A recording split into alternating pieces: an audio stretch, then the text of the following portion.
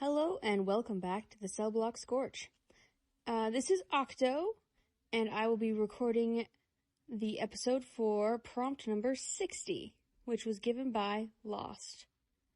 The prompt was, hats are like personalities, which is lots of interesting ways you could take this. Mostly, if you must know, I wear a hat pretty much every day of my life, so I thought this prompt was a little bit funny. Just from a purely meta standpoint. And the thing that I wrote today is just a funny little one-off. And I hope that you enjoy it. The title of this Scorch was Hats.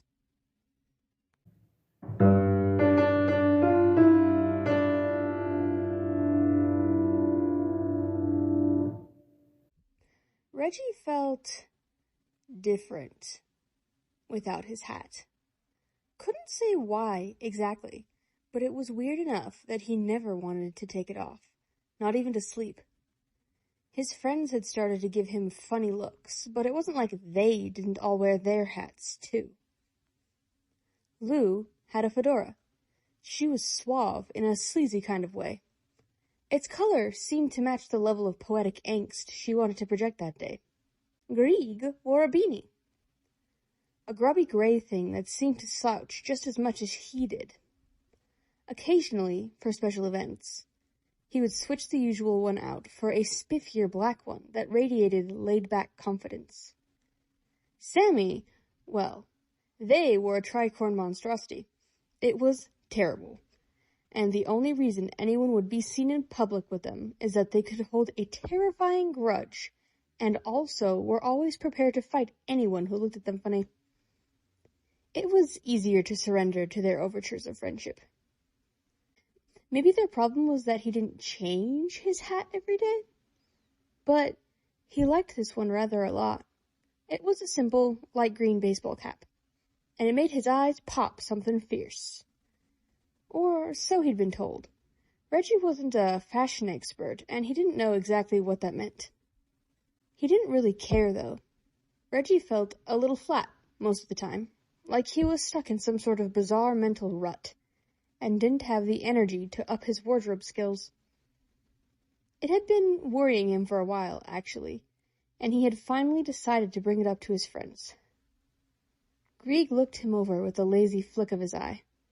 I don't know, man. When's the last time you changed?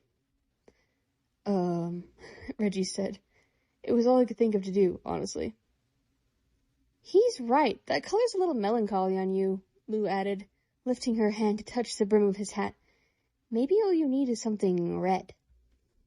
Reggie leaned slightly back so she wasn't touching his hat anymore. He might not be feeling particularly perky now, but it was nothing compared to the inexplicable hollowness that came if he dared to take off the darn thing. With a sneer, Sammy adjusted their own ridiculous hat and said, As if you hadn't already chosen such a plebeian form. You're making me seasick. I demand you shift. Now. Change? Change what? His hat? Reggie stared flatly at his friends, summoning up the tiniest of disgruntled expressions, but otherwise couldn't be bothered to react. Sammy seemed to take personal offense. You haven't gone native, have you? Lou winced, and Reggie stared blankly at her. That's not actually possible, right? Easy enough to find out, Sammy hissed, then turned to glare deeply into Reggie's eyes. Where is your heart, Reginelle? Confused and slightly miffed by his friend's weird behavior, he wordlessly tapped his chest. Based on the alarmed looks being swapped around, this was the wrong answer. He couldn't tell why, though. Don't worry, buddy. Grieg patted his back, simultaneously dialing someone up on his phone. We're gonna get someone to come fix you right up. Fix what up? No one would answer his questions, so they just sat in awkward silence until an unmarked car pulled up. The last thing he remembered for a long while was Lou snatching his hat away and handing it to an official-looking man in the passenger seat. The odd thing was, the last thing he saw was his body falling like a puppet with strings cut as he was driven away. Strange, that.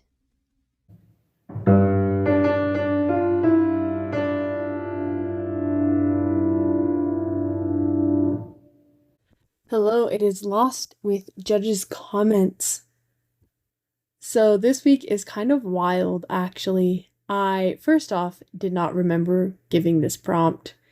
It sparks no remembrance in me at all. And then I went and read the submitted pieces, and none of them sparked any recognition either. So that's very interesting. Usually, even if I don't remember every piece or everything, something is familiar to me.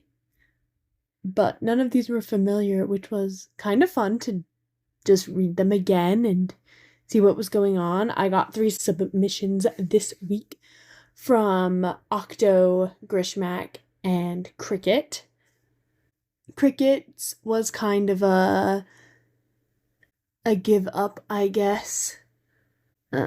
She said in an author's note, basically, I had nothing else, I'm so sorry. But it was a fun little sentence thought. So that was good. And then Grishmak had a fun kind of Alice in Wonderland thing going on with some nice deep introspective thought. Highly recommend taking some time to check out the Embers if you would like to.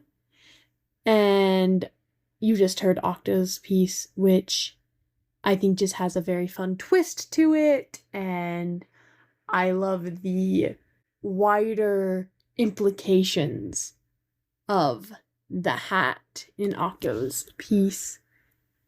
There's not really much more that I can say about this. I hope that you enjoyed Octo's piece as well, and that is it from me.